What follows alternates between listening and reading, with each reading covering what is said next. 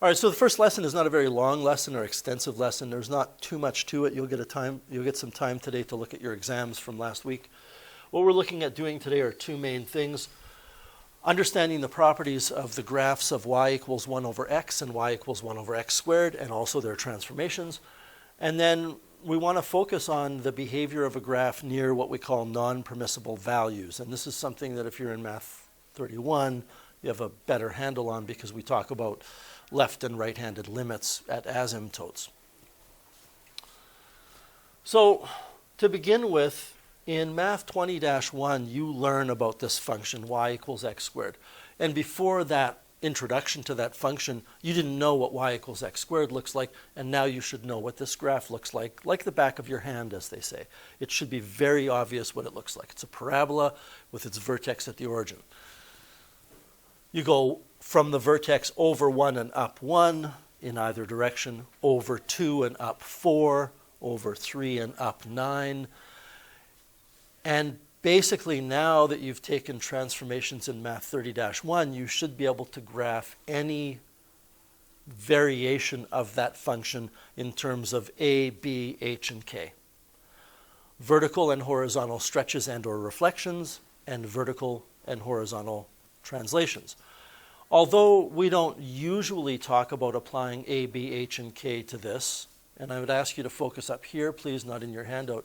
Although we don't usually apply a, b, h, and k to this function, we can, and sometimes it appears on a diploma exam, which is a really weird thing, because you can just take a line and reflect it and stretch it, and it's still a line. It doesn't really change its shape.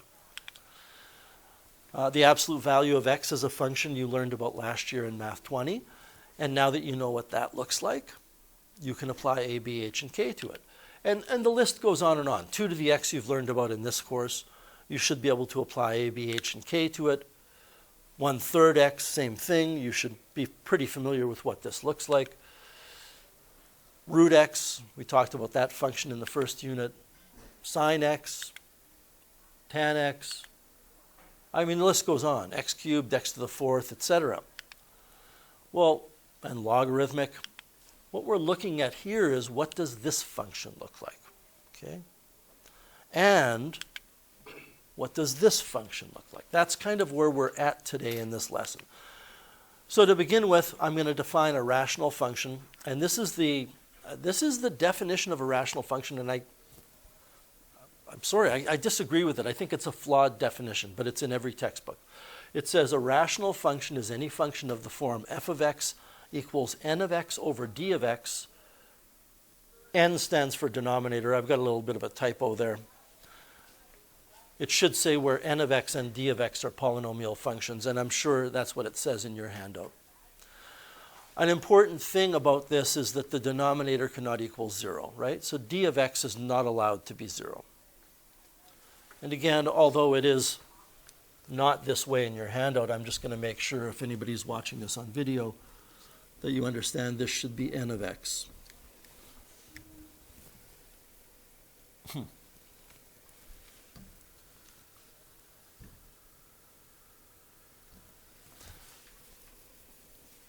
Not d of x. The denominator d of x cannot equal 0. Now here's where I find a flaw in the definition. The flaw is that it says the numerator and denominator have to be polynomials. But polynomial functions include constant functions. And if the denominator is a constant, then it's not a rational function. I don't care what the numerator is. If you have f of x and the denominator is a constant polynomial function of 3, I don't care whether the numerator is 2, in which case this would not be a rational function. It would just be a constant function, or x plus 2, in which case that whole thing is a linear function. It's not rational. Or x squared plus 2. These are not rational functions. So I think the flaw is in saying that the denominator and the numerator have to be polynomials. The real idea here is the denominator has to be a polynomial function of at least degree 1. Okay? And the way I prefer to look at this is to say, look, the denominator must be a function of x. It must contain x in it. If there's no x in the denominator, we cannot call it a rational function. Okay? So we're going to start off by using our graphing calculator to sketch the graphs of these two functions. I'm going to, along the way, talk about why the functions look like what they look like. This is actually y equals 1 over x is actually a function that you graphed last year when you talked about reciprocal functions. So I'm going to grab my graphing calculator, enter 1 over x. I'm going to ask you to follow along with the window settings that I use. I'm going to set up my window settings to go from, well, no. I'm going to go zoom. I'm going to ask you to go zoom after you've entered 1 over x. And I'm going to ask you to go zoom square. Now, before we do this, what zoom square does is it doesn't make your screen square. But because your screen is a rectangle, and you go zoom standard, it goes from negative 10 on the left to 10 on the right, and negative 10 on the bottom to 10 on the top. And that gives a skewed version of the shape of things. If we were watching a Western on a screen, Western movie on a screen that was formatted this way, the horses would be very, very short and wide. Because that distance from negative 10 to 10 is this big on the screen vertically, but it's this big horizontally. So things get stretched out that way. Zoom square corrects that. Okay? So now I go zoom square. Pardon me. I guess we have to go zoom standard first. This is skewed. Now we're going to go zoom square. So this is what it looks like. And I'm going to zoom in on that now. And I don't like using zoom in, but in this case I'm going to, because then that will maintain, I hope, the squareness of the scaling. So I go zoom in. Your cursor should appear right dead center on the origin. It should be blinking there, and you hit enter and it zooms in. This is a pretty decent picture of what y equals 1 over x looks like. If we want, we can go to our window setting and see what we're at here. We're going from about negative 4 to 4 and about negative 2.5 to 2.5. The idea is, though, that it contains two parts. This entire thing actually has a name. It's called a hyperbola. Not that it really matters. And regardless of how well or not well I have sketched this, I'm going to move this just a little bit down. One thing that will be important is there is a key point on both of these parts of 1, 1 and negative 1, negative 1, which certainly makes sense when you look at the equation of the function. Y equals 1 over x. So if x is 1, 1 over 1 is still 1. I don't want to get too far into a rabbit hole here of discussing a table of values, but it is important for you to understand that if I were to go to x equals 2, y becomes 1/2. If I go to x equals 10, y becomes 1/10. If I go to x equals 1,000,000, y becomes 1/1,000,000th. This is almost, well, it's behaving the same way an exponential function behaves. That's getting closer and closer to the x-axis. And it's going to get closer and closer to the x-axis on the left as well. If I go way over here to negative a gajillion for x, I'm still going to get 1 over negative cajillion for y, which will still be negative, and it will be very tiny. It's going to be very close to the x-axis. And what that's telling us is that you're going to end up with a horizontal asymptote on the x-axis. But what's also important here is as x gets really small, like let's say we want to go to, I'm going to start putting some points on here. X equals 1/2, the reciprocal 1 over will give us 2 for a y coordinate. If I were to go to x equals 1/10, which is really close to the x-axis, 1 over x will be 10. And as x gets really, really close to 0, this is a limit thing, as x gets very, very close to 0, and I say it's a limit thing for you calculus people, okay? As it gets very close to 0, this graph is just going to continue to climb up and up on the right-hand side and down on the left-hand side, which means that we are also going to have a vertical asymptote on the y-axis. So, if we take a look at what we're asked to do here, we're asked to sketch a graph. This is what it looks like. Describe the properties. Okay. Well, we can write domain and range. The domain is x is not equal to 0 because of that vertical asymptote. The range is y is not equal to 0 because of the horizontal asymptote. There are no intercepts to be talked about because of those facts. And we can put the equation of the horizontal asymptote, it's at y equals 0. The equation of the vertical asymptote is at x equals 0. So, not that it really matters, but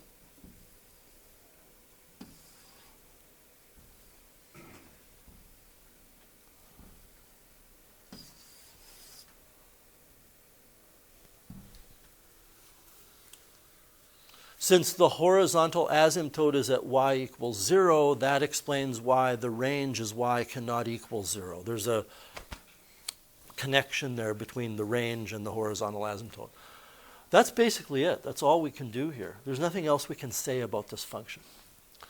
Let's take a look now at y equals 1 over x squared. Well, that x squared in the denominator is going to turn any y value. Even if x is negative, it's going to turn any y value to a positive number. So if I go in and edit, keeping the same window settings, and I edit this to be y equals 1 over x squared, and I graph it, you notice two changes. One of the changes is that part of the hyperbola that was below the axis in quadrant 3 is now up in quadrant 2. That's because things get squared, and anything that had a negative y value with just 1 over x goes up. The other thing you'll notice is that these curves are no longer symmetrical with respect to the quadrant axes. Specifically, what I'm getting at here is this curve right here is nice and symmetrical. It's just as far away from this axis here as it is this axis here, if we draw it properly and correctly and with a fine-tooth comb, right? It's nice and symmetrical. But when we take a look at 1 over x squared, it's not. It's steeper vertically than it is shallow horizontally. So this might be a little over-exaggerated, but what this is going to look like is that. And there's an identical piece on the other side. And again, perhaps over-exaggerated. Still have a horizontal asymptote, still have a vertical asymptote. It's still going to have, and this is I didn't do a really good job up top here, but that's okay. It's still going to have a key point of 1, 1, and negative 1 now becomes negative 1, 1. So these key points are like, I would say they're like knowing where the vertex of a parabola is.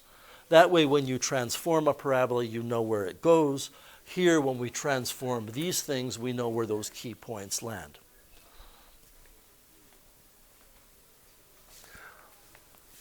We still have a horizontal asymptote at y equals 0.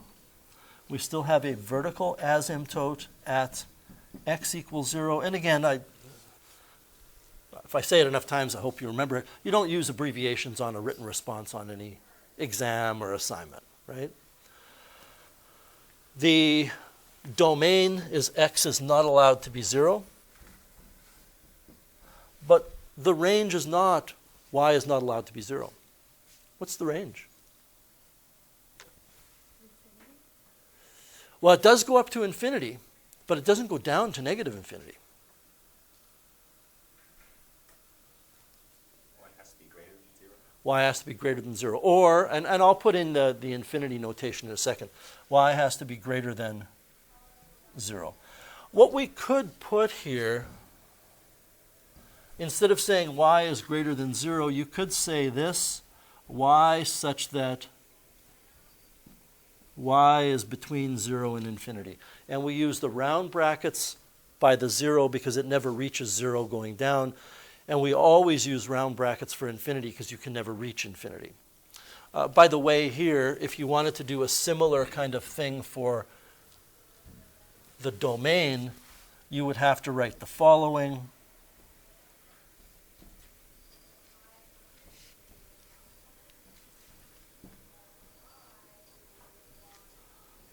It's the union of those two intervals.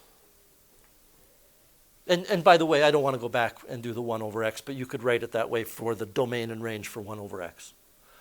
Now we're going to get into the transformations, but before I do, I just want to point out to you, for either of these functions, okay, I'm going to put this function up on the screen on the right, and the other function on the screen on the left. For either of those two functions, if we were to stretch things vertically, or stretch them horizontally, or reflect things vertically, or reflect them horizontally, those asymptotes don't move.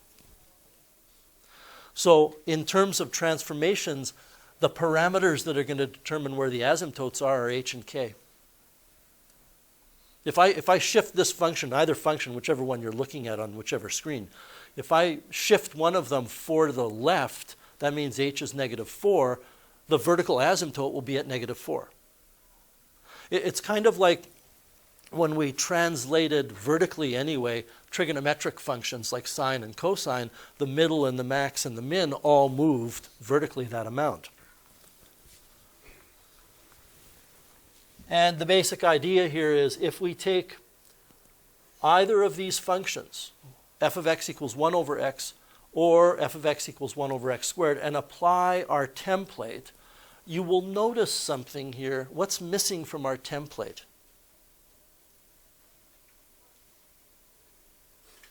What's not there in this? Janessa? It is b. In transformations of these two functions, we never use b. Okay? Why? Things get pretty hairy as soon as you include b. They get very messy. And the curriculum says we're limited to not using b. So if I apply that to f of x equals 1 over x, let me write this down. Now I know what I'm going to write down is staring you in the face on your handout, but if I have f of x equals 1 over x, and then I go y equals a times f of x minus h plus k, well, f of means I'm going to replace x with x minus h. And that's what happens here. You end up with y equals a times 1 over x minus h. But rather than saying a times 1 over x minus h, we just go a over x minus h. And if you do the same thing to the 1 over x squared, that's what you get. What I'm telling you is that f of x equals 1 over x after being transformed with a, h, and k becomes y equals a over x minus h plus k. And 1 over x squared becomes y equals a over x minus h quantity squared plus k. And we're going to do just a few examples today dealing with this. Number 1, you're given a function y equals 3 over x minus 2 minus 4. Using transformations, sketch the graph of this function and then talk about the features of the graph. Now again, like many of the graphs we do in our lessons, this is not necessarily what you would be asked to do on an exam. It's done together in the classroom so that we can learn about these transformations.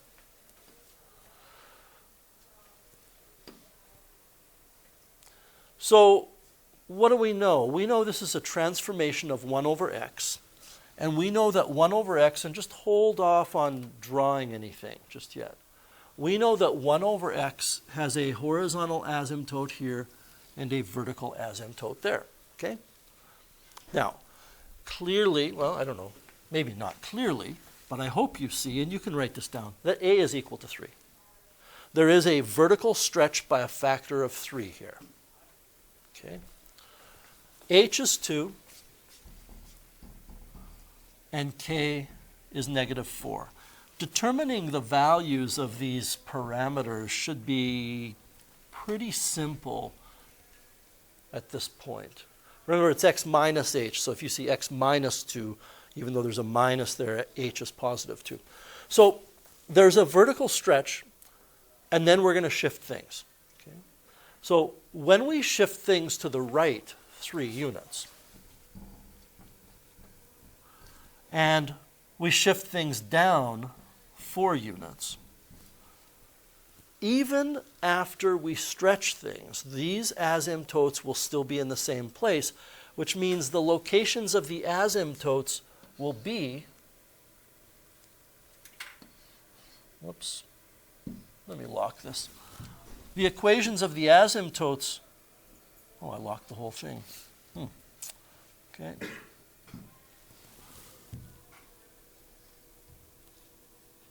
Okay, let's try this again.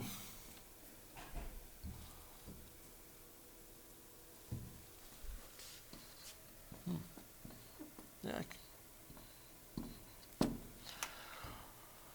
Okay.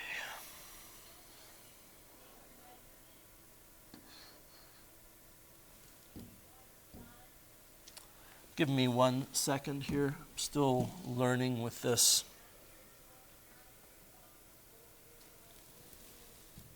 New software.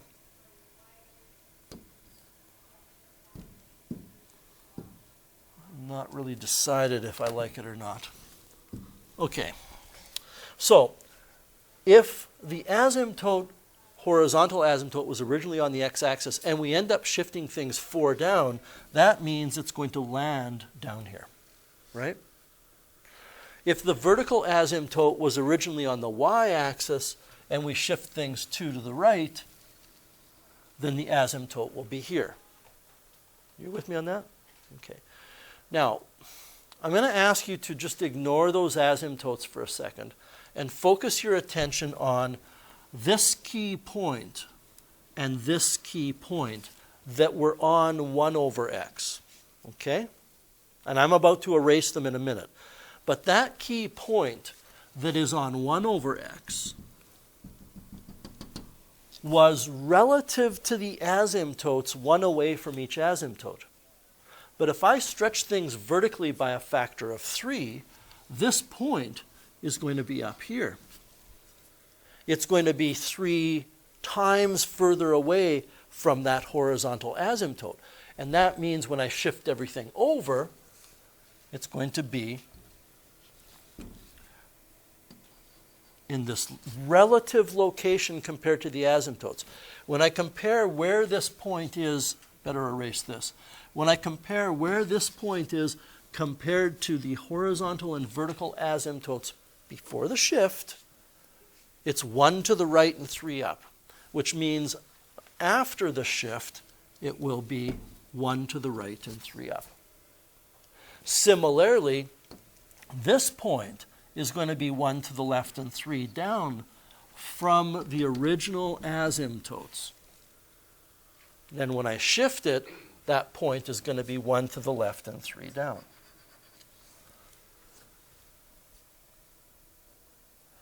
We could have plotted those points and then shifted everything, but it's kind of like when we do trigonometric graphs and we shift the max-min lines up or down, and then we graph everything relative to it. It's the same thing. So these are going to be where the 2 key points end up landing. Now, I would say to you that just drawing in your curves is not good enough here. In order to get more texture to the curves, more detail, let's find the x-intercept and the y-intercept of this function, which isn't that bad. It's not that big of a deal. how would we find the x-intercept? Well, you'd find the x-intercept by letting y equal 0, and we're going to find the y-intercept by letting x equal 0. So if I let y equal 0 in this function, I end up with 0 equals 3 over x minus 2 minus 4. We can add 4 to both sides there and get 4 equals 3 over x minus 2.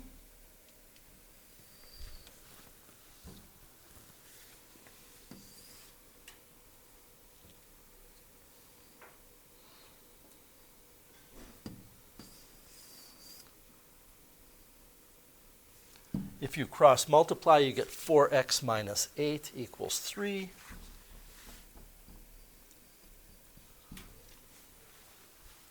Four times x minus 2 is 4x minus 8. I can add 8 to both sides and get 4x equals 11. Can anybody confirm that we're going to get, when you take 11 divided by 4, 2.75? Okay.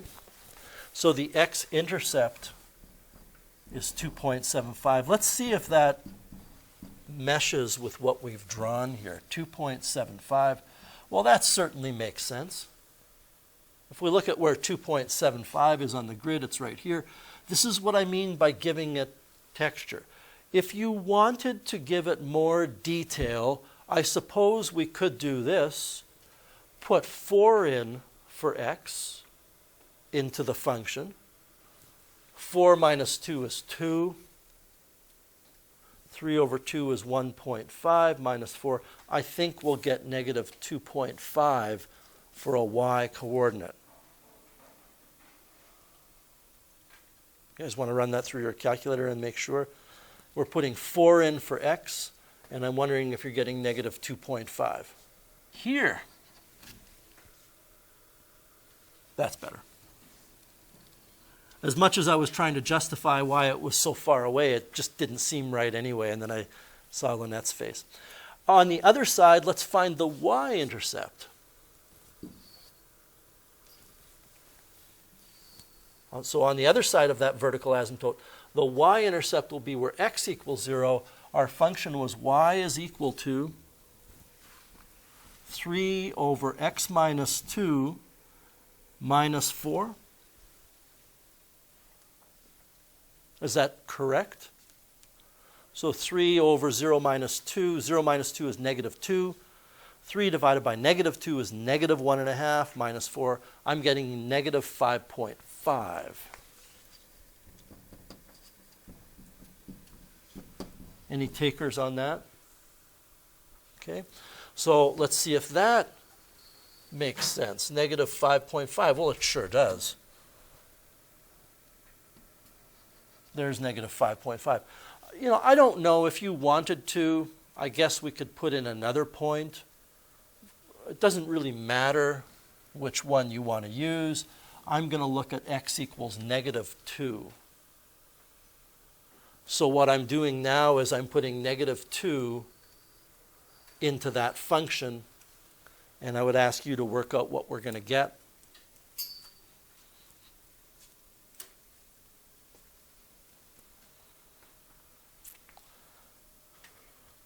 We're putting negative 2 in for x, and I believe we're getting negative 4.75. And I'm seeing a bunch of nods. Okay, so negative 4.75.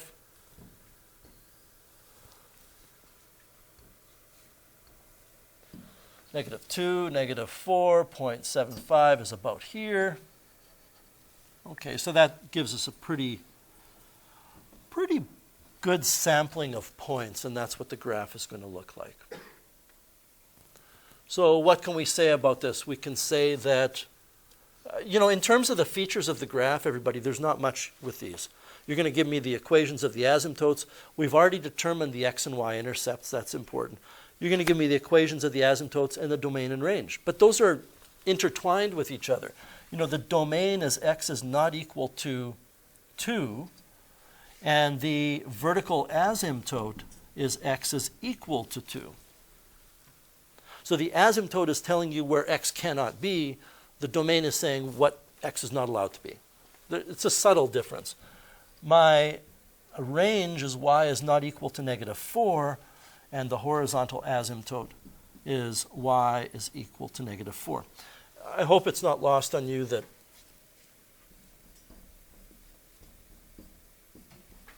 these numbers are related to h and k. Well, these numbers are h and k.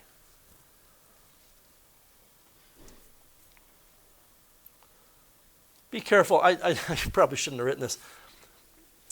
I've got x is not equal to h, x is not equal to 2. I'm not meaning to imply that h is not 2.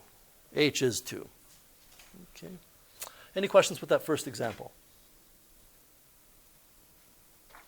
All right, we're going to do the same thing now with example 2, except we're starting with something that is not, it's not right. It doesn't look right. It's not in that form. And what we're going to have to do here is divide 2x plus 2 by x minus 4. We're going to have to do synthetic division here and divide 2x plus 2.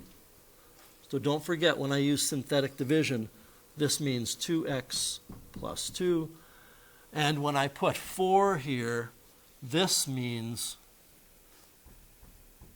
we're dividing by x minus 4. So I'm just reminding you how we do synthetic division. The actual synthetic division aspect to this question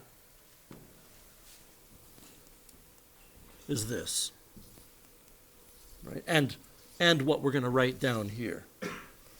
Everything else is just me explaining or reviewing synthetic division. So the first thing we do is we bring the 2 down. And I'm perfectly aware that many of you are not maybe clear on why we're doing this right now, but it will become clear in a minute. I multiply the 4 by the 2 to get 8, and then I add to get 10. What does this mean? It means 2x plus 2 divided by x minus 4 is equal to a quotient of 2 plus the remainder over the divisor. And you're going to need to know how to do synthetic division for your diploma exam, so now's a nice time to quickly review this. But this is why. This whole thing here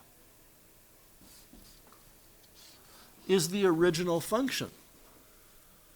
And that means the original function can be written instead as 2 plus 10 over x minus 4, which I'm going to write as y equals 10 over x minus 4 plus 2.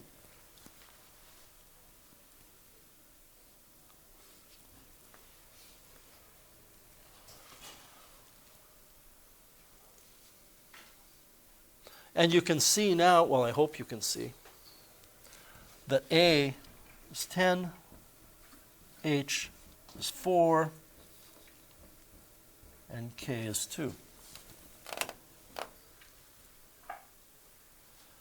I'll warn you or tell you, your textbook uses an entirely different method to tease out A, H, and K. As we get deeper into the unit, I'll show you other methods, but I wouldn't recommend the textbook method. You can take a look at it if you want, but if you're slightly confused by it, then you're in the same boat as I am. It's not something that's very intuitive. So how are we going to sketch this?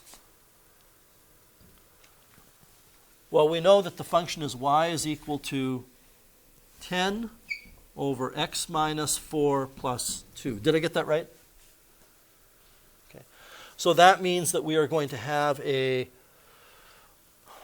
vertical asymptote at 2, because things are shifted up 2. Our vertical asymptote is not at 2. The horizontal asymptote is at 2. We're going to have a vertical asymptote that is at 4.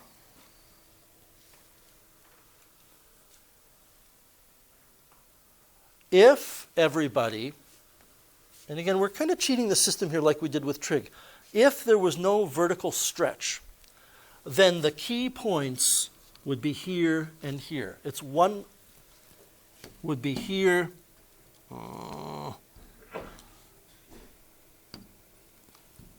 and here, because it's 1 over x. If there was no vertical stretch, what does that vertical stretch of 10 do? It takes every point and stretches it 10 times further away from the axes which was where that horizontal asymptote was, above and below. If we now shift it, this point, which is 1 away, right here, is now going to be 10 away. 1, 2, 3, 4, 5, 6, 7, 8, 9. It's going to be here.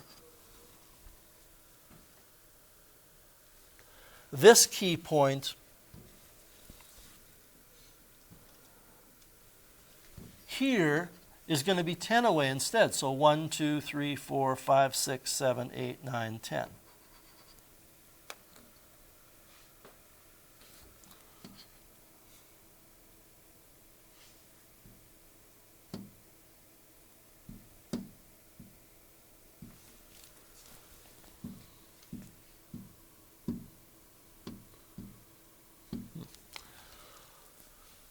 Let's find intercepts. Let's see if there are any x and y intercepts.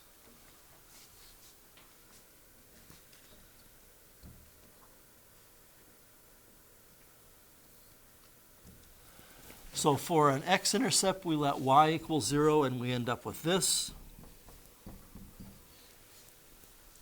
I can subtract 2 from both sides.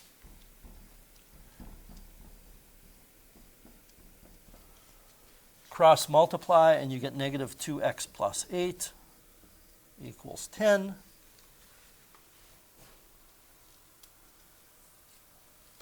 Subtract 8 from both sides, you get negative 2x equals 2.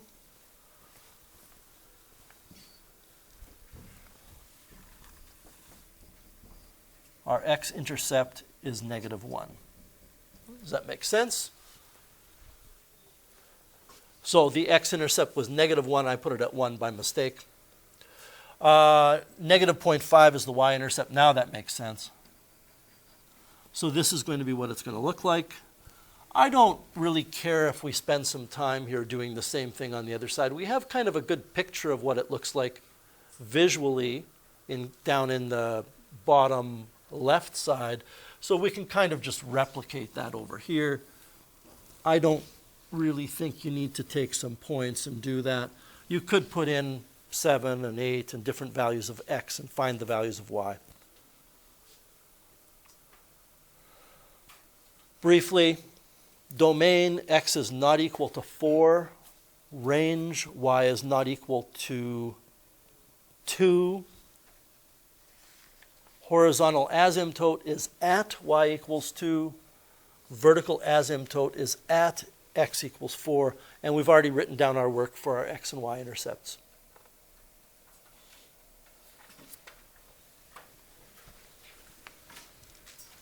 All right. Consider these three rational functions. We've got 1 over x squared.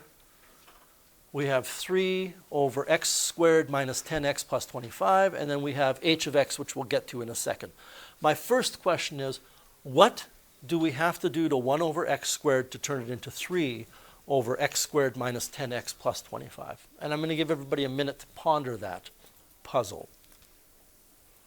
The answer, it has to do with transformations.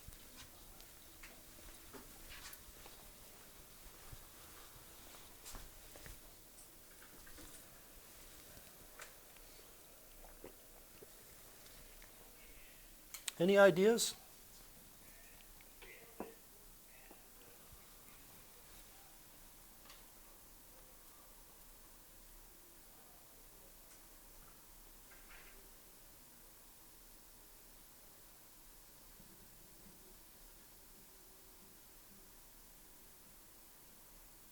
No?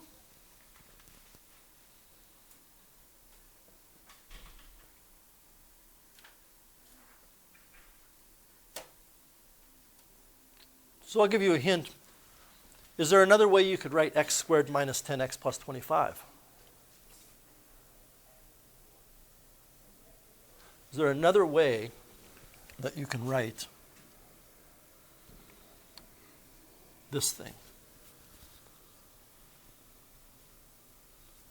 X minus 5 squared. X minus 5 quantity squared. It factors into x minus 5, x minus 5. That's right, Joel.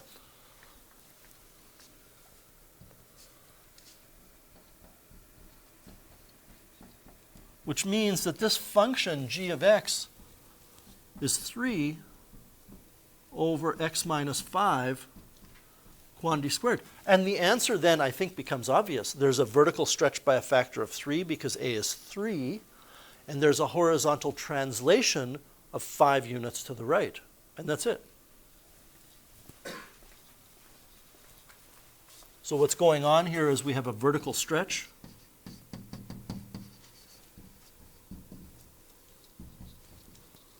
by a factor of 3, followed by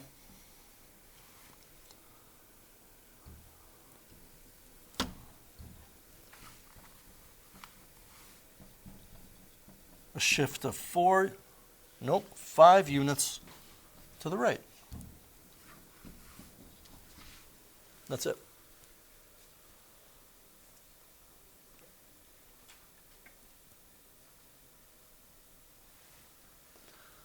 And what can we do to y equals 1 over x squared to get this function? Well, I'm just going to go ahead and ask the question. How many of you can tell what a is, what h is, and what k is by looking at that function, even though it's not quite matching up with the template? Will, what's a? Negative 1, good. What's k? 6. And h? Negative 4. Good. Because this function, h of x, can be written. The order of these two terms doesn't matter, so I don't have to say 6 minus 1 over x plus 4 squared. I can say negative 1 over x plus 4 squared plus 6. And now we're starting to see what's happening here. That 6 is the afterthought, what I've always called k, the thing that happens at the very end. H is what's being taken away from x, which would be negative 4. And that negative in front of a fraction, if you've followed along with rational expressions in my classes before, you know that I really don't care for that. I absolutely cringe when I see this, although sometimes it might be necessary.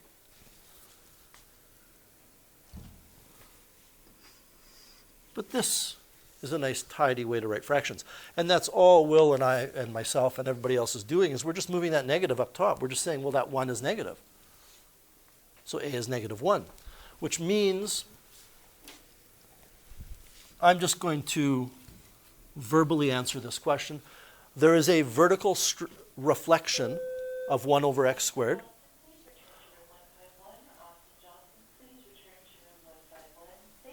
Followed by a translation of 4 units to the left and a translation of 6 units up. Of course, the translations follow the reflection, but you don't have to do the negative 4 before the 6 or the 6 before the negative 4. That doesn't matter. Okay? So you have a few questions to practice for tomorrow. Do not do 15 and 16. And you do not have to do sketches. So in many of these questions, it says sketch the transformed function after you've decided on the transformations. You do not need to do that. I'm going to let you get started here for about 10 minutes before I hand back your exams. What I plan on doing as one of the review exercises at the end of the semester is making up a document that has a whole bunch of questions pulled from your exams that I feel you need practice with. They won't be the same questions, they will be variations of them.